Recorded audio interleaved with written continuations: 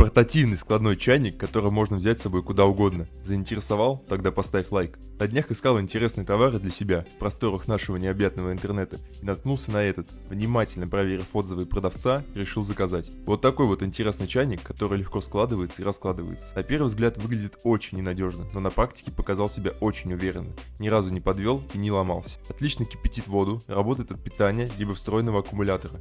Очень удобная вещь, которая, я уверен, что рано или поздно пригодится каждому, особенно за свою цену в 450 рублей.